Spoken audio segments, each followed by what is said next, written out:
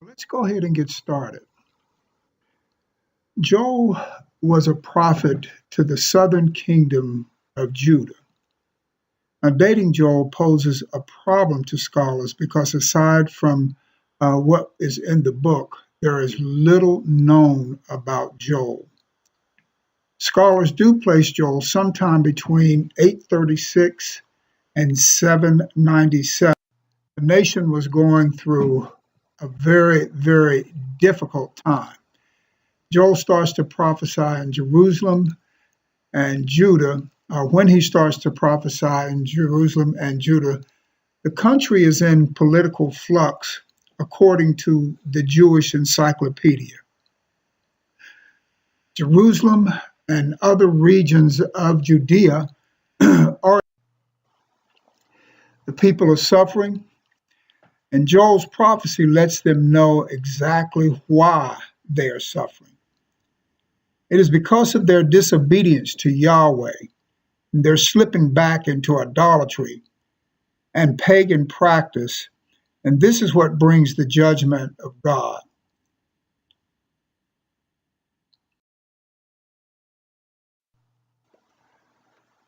True to the tradition of Hebrew prophecy, along with the judgment of God, is the mercy, kindness, and love for his people. Forgiveness and restoration are a part of the prophetic tradition of Israel. And so the Lord promises to restore the crops and cattle if Judah turns her back on sin and one prophet. And that is the prophet Malachi. Like Joel, Malachi is wrapped in obscurity. Aside from the book that bears his name, we know nothing about this prophet. In fact, some scholars have said that the name of this prophet may not have been Malachi because Malachi actually means messenger. And certainly one. Now, in the case of Malachi, what we find is Israel has again fallen into disobedience and sin. The nation exists primarily as a vassal state of Persia and is heavily taxed. There's been a series of crop failures, and the people are living in abject poverty. And so, rather than simply declare, Malachi also brings a message of hope and promise.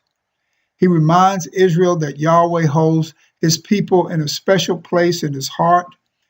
He speaks of a time when the people of God will once again offer proper sacrifice and worship to God.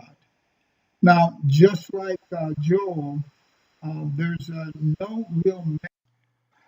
So, we look at these two men, Joel and Malachi, and what we find is that there is a striking similarity between both of these men.